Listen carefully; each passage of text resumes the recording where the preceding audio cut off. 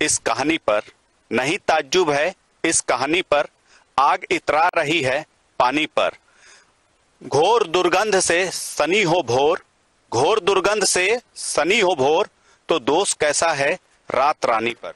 जी हाँ, यह कोरिया जिले के मशहूर शायर, अपने कोरिया जिले के मशहूर शायर हैं अपने शैलेंद्र श्रीवास्तव जी, उनकी ये शेर है। ये हालात, ये शेर बिल्कुल पूरी तरह से सटीक बैठता है कोरिया के जंगलों पर। जी हाँ, आज हम आपको वह तस्वीरें दिखाने जा रहे हैं कोरिया के जंगलों की, जिन्हें देखकर शायद आप भी हैरान हो जाएंगे। कोरिया जंगल के रूप में पूरे छत्तीसगढ़ में मशहूर हैं कोरिया के जंगल। यहाँ पर तमाम तरह के खनिज संपदा मिलती है। हमारे साथ कई लोग यहाँ पर मौजूद हैं कोरिया के जंगलों का। आइए इनसे पूछते हैं कि क्या है हाल। जी आप बताएंगे, अपना नाम बताएंगे? मेरा नाम देवव्रत गिरी है। क्या हालात है?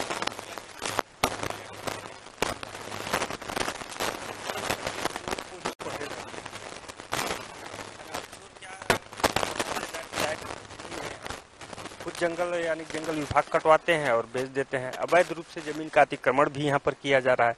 पेड़ को गोलाकार काट करके, हींग डाल करके इतना निर्मम हत्या पेड़ों की जा रही है कि आने वाले समय में मेरे को लगता है कि ये जो हमारा कोरिया का जंगल है, एक उजड़ा हुआ जंगल, उजड़ा हुआ। बिल्कुल। अब इनकी बातों पे कितनी सच्चाई है ये हम दिखाते हैं आपको, कि ये देख सकते हैं आप कि किस तरह से पूरे जंगल में ठूठ ही ठूठ नजर आ रहे हैं।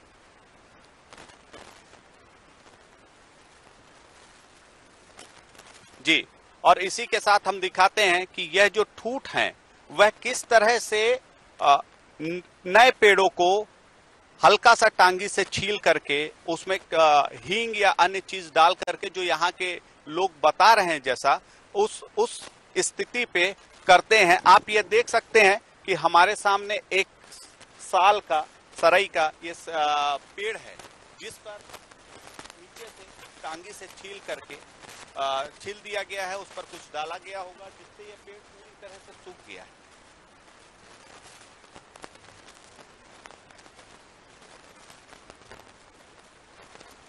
जी, ये पेड़ सूखने के बाद अब कुछ ही दिनों में यह पेड़ शायद इस स्थान पर खड़ा ना रहे और जमीन पूरी तरह से प्लेन हो जाए। आपको ऐसा ही एक पेड़ और दिखाते हैं हम, जिसे अभी वर्तमान में छीला गया है, और टांगी से हल्का सा छीलने के बाद इस पेड़ पर आप देख सकते हैं कि ये टांगी के जो निशान हैं, अब कुछ समय में इसमें कुछ डाला भी गया है, कुछ समय में ये पेड़ भी सूख जाएगा। और सूखने के बाद आप यहीं पर बगल में देख सकते हैं कि ये पेड़ एक कटा हुआ है। ये सारे सरई के पेड़ हैं। ये सामने सरई का पेड़ कटा हुआ है। ऐसा ही एक पेड़ और यहाँ कटा हुआ है, जिसे देखा जा सकता है कि वह पेड़ भी जो है कटा हुआ है। मैं अपने साथी सहयोगी के.आर. गिरी जी को बोलूंगा कि गिरी जी उस पेड़ को दिखाएं जो कटा हुआ है। आप जाइए।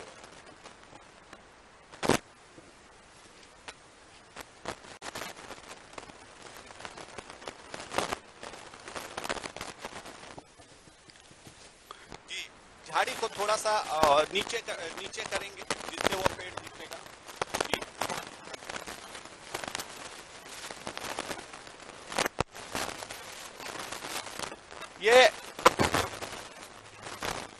ये ग्राउंड जीरो की रिपोर्टिंग हम आपको दिखा रहे हैं कोरिया के जंगल की। और ये जो ठूठ में बदला हुआ वन क्षेत्र है, ये देवगढ़ के वन परिक्षेत्र पे हम खड़े हैं, जहां पर महज सड़क से कुछ दूरी पर ही, सड़क से कुछ दूरी पर, पक्की सड़क से कुछ दूरी पर ही यह हालात हैं, जहां पर दिख रहे हैं कि कितने सारे ठूठ यहाँ पर दिख रहे हैं, वर्तमान में मौजूद हैं ठूठ, जिससे अंदाजा लगाया जा सकता है कि कोरिया के जंगल कितने सुरक्षित हैं। और इनके इस जंगल की जिनको जिम्मेदारी दी गई है, जो जिम्मेदार लोग हैं, वह कितनी बड़ी चीर निंद्रा में हैं। आपको मैं बता दूं कि देवगढ़ वन परिक्षेत्र की अगर मैं बात करूं तो देवगढ़ वन परिक्षेत्र की में ही बीच जंगल में जेसीबी पहुंच जा रही है। बीच जंगल में पर्कुलेशन टैंक बनाए जा रहे हैं मिट्टी वाली जगह पर, स्थानों पर। आप समझ सकते हैं कि बीच जंगल में अगर जेसीबी पहुंच रही है तो जंगल के क्या हालात हैं। यही नहीं, यहां पर अवैध उत्खनन की अगर बात करूं मैं तो पूरे कोरिया जिले में वन क्षेत्रों में कोयले का अवैध उत्खनन हो रहा है, पत्थरों का अवैध उत्खनन हो रहा है, पेड़ काटे जा रहे हैं और अनावरत रूप से यह काम चल रहा है।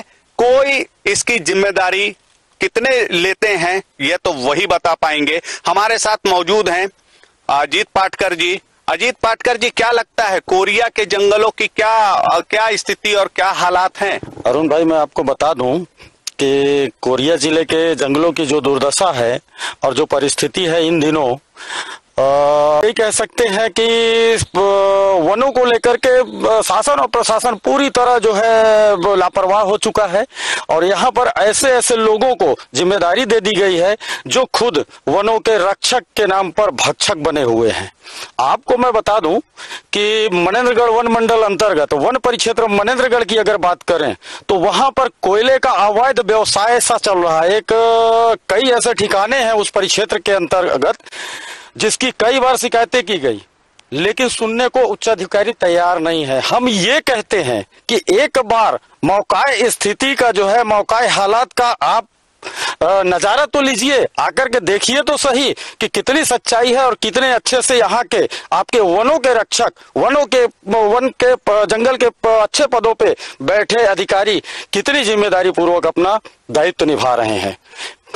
खुलेआम यहाँ पर कोयला व्यवसाय किया जा रहा है। रातों को पिकअप से, ट्रकों से कोयला निकाला जा रहा है।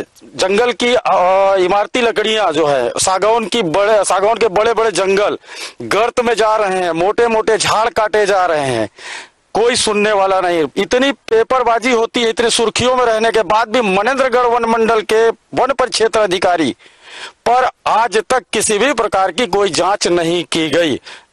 चलिए, ये चीजें दिखाई भी देती है क्योंकि हम देवगढ़ के वन परिक्षेत्र में खड़े हैं और जो देवगढ़ के ये कच्छ है, यहाँ पर ये ठूठ इस बात को बताते हैं और ये ठूठ इस बात को पूरी तरह से सही साबित करते हैं कि वास्तव में जंगल की कटाई अनावरत जारी है और जिम्मेदार सो रहे हैं। जी, मेरे साथ मेरे सहयोगी केआर गिरी भी मौजूद है, इनसे कोरिया की बात करते हैं। क्या लगता है गिरी जी कि यहाँ पर जो चल रहे हैं, यहाँ पर जंगलों में किस तरह के हालात हैं? जी, ये हालत तो आपको देखने से ही समझ में आता होगा कि कितने पेड़ों की कटाई की गई है, चाहे वो देवगढ़ रेंज हो। सुर्खियों में देवगढ़ रेंज कटाई के मामले में हमारे कोरिया जिले पे रहती है। इसके अलावा चाहे वो सोनहत रेंज हो, वन मंडल बैकुंठपुर के अंतर्गत चाहे वो खड़गवां रेंज हो, कटाई से लेकर अवैध उत्खनन किसी पे अंकुश नहीं लगाया गया है। इस पे विभाग के द्वारा अनदेखी की जा रही है और तमाम सारा बड़े बड़े इमारती लकड़ियों की तमाम कटाई, चाहे वो सागौन का हो, सरई का हो, अन्य कई बड़े बड़े वृक्ष आपको दिखाई देते ही होंगे। इतने तादाद में कटाई हुई है कि जिसका कोई सीमा नहीं है, फिर भी विभाग मौन बैठा हुआ है। चलिए, मैं इसी में एक और चर्चा कर लूं कि NH43 जो गया हुआ है, कटनी से गुमला जाता है NH43, वहां पर भी जो NH बन रही थी, NH के बाद वहां पर अभी जो वर्तमान में पेड़ों की स्थिति है, कई सारे पेड़ या तो किनारे पे खड़े हैं और या तो उनकी आधी जड़ें बाहर निकली हुई है। वहां पर साइड वॉल का निर्माण नहीं किया गया है। यदि वहां पर साइड वॉल का निर्माण होता तो वो पेड़ बच जाते। करोड़ों रुपए वृक्षारोपण के नाम पर खर्च किए जाते हैं, पौधरोपण के नाम पर खर्च किए जाते हैं, किंतु वह वृक्ष जो सालों से खड़े हैं उन्हें बचाने के लिए कोई प्रयास नहीं किया जा रहा है। जंगल में वृक्षारोपण की आवश्यकता कैसी? ये तो खुद ही अपने में जंगल है। अगर बीच जंगल में जेसीबी पहुंच रही है तो समझ सकते हैं जंगलों के हालात क्या हैं, जंगलों की स्थिति क्या है। और जितने जिम्मेदार हैं वह सो रहे हैं, कुंभकर्णी नींद में हैं। आखिर कब जागेंगे? पर्यावरण को लेकर के पूरा विश्व चिंतित है, पर्यावरण को लेकर के बड़े बड़े कार्यशालाओं का आयोजन किया जाता है, लेकिन जहां पर वृक्ष हैं उन्हें बचाने के लिए प्रयास नहीं किया जा रहा है। कितने दुर्भाग्य की बात है कि हमारे वन उजड़ रहे हैं और इन्हें बचाने वाला कोई ऐसा नहीं है कि यह अधिकारियों के संज्ञान में नहीं है, उच्च अधिकारियों की जानकारी में नहीं है। यह सारी चीजें सभी के संज्ञान में है, लेकिन इसके बावजूद यहां पर कुछ नहीं किया जा रहा है। आप देख सकते हैं ये सारे ठूठों का नजारा। आप देखिए मैदान में तब्दील हो रहे हैं, जंगल जो है पूरी तरह से मैदान में तब्दील हो रहे हैं, लेकिन इन्हें देखने वाला कोई नहीं। ये स्थिति महज सड़क से कुछ दूरी पर है, तो सोचिए बीच जंगलों की स्थितियां क्या होगी। ये हालात हैं कोरिया के वनों के। जी, कोरिया के वनों के यह हालात आप देख रहे हैं। हम ग्राउंड जीरो से रिपोर्टिंग कर रहे हैं और ग्राउंड जीरो पर आपको दिखा रहे हैं कि क्या हाल है कोरिया के जंगलों से। मैं आपको से चर्चा करना चाहूंगा कि यहाँ पर जो है लकड़ियां जो काटी जाती है, क्या लगता है कि कोई तस्करों का गिरोह सक्रिय है या कुछ और है? नहीं, यहाँ तस्करों का गिरोह भी सक्रिय है।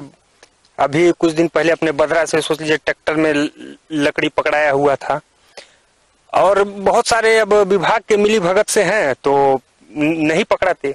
ऐसे विभागीय अधिकारियों की जो मिले हुए हैं कर्मचारी, क्या कभी शिकायतें हुई या उन पर किसी तरह की कोई कार्रवाई? नहीं, कोई शिकायत कार्रवाई नहीं हुई, क्योंकि वो खुद मिले जुले हैं तस्करों के साथ। विभाग के लोग मिले जुले हैं, तो शिकायत भी करेंगे तो क्या सुनवाई होगा? मतलब आपके अनुसार, अगर आपकी मैं मानूं तो विभागीय कर्मचारी कहीं ना कहीं मिली भगत से ये खेल हो रहा है आपके अनुसार। अगर मैं मानता हूं तो, क्योंकि आप स्थानीय हैं, आप बता रहे हैं, तो इस तरह तो आप देख सकते हैं कि किस तरह स्थानीय ही बता रहे हैं कि यहाँ पर किस तरह के हालात हैं, क्या हो रहा है।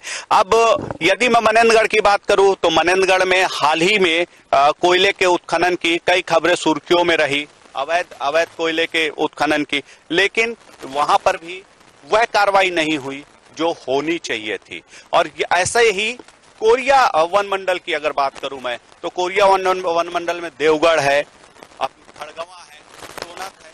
यहाँ पर जो है, यहाँ पर गश्ती दलों को गश्त करने की आवश्यकता है जंगलों में।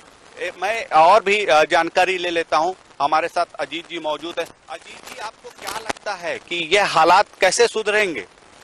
देखिए, जंगलों की जो परिस्थिति है और जो दयनीय स्थिति बनी हुई है कटाई और अवैध उत्खनन को लेकर के, उस पे शासन और प्रशासन को गंभीर होना पड़ेगा, तभी जाकर के ये जंगल बच पाएंगे। वरना जंगलों की जो तबाही जंगल विभाग के लोग ही मचा करके रखे हुए हैं, वो निश्चित तौर पर आने वाले समय में हमारी पीढ़ी के लिए कुछ भी नहीं बचेगा सिवाय मैदान के। ये आप कैसे कह सकते हैं कि जंगल की तबाही जंगल विभाग के ही लोग मचा करके रखें? वजह यह है कि जब हम किसी बात को उच्च अधिकारियों तक पहुंचाते हैं या उस विभाग के अधिकारी तक पहुंचाते हैं, तो उस पर संज्ञान न लिया जाना इस बात को प्रूव करता है कि आप भी उसमें शामिल हैं। कहीं ना कहीं पे आपकी भी मर्जी है जो ऐसा हो रहा है और जंगलों के साथ ऐसा कृत्य हो रहा है। जी, आप ने देखा कि किस तरह से यहाँ पर जंगलों के हालात हैं कोरिया में। क्या इस पर वन मंत्री संज्ञान लेंगे या ऊपर बैठे अधिकारी संज्ञान लेंगे, उच्च अधिकारी संज्ञान लेंगे, यह तो वक्त ही बताएगा। लेकिन जिस तरह से हालात हैं तो वह दिन भी दूर नहीं है जब जंगल मैदान में बदलने लगेंगे और लोगों को वृक्षारोपण की जो बात, पौधरोपण की जो बात होती है, वह लोग बोलने लगेंगे कि इसका कितना सार्थक उपयोग होगा यह नहीं मालूम। साधना न्यूज के लिए अरुण जैन की रिपोर्ट। Back to studio.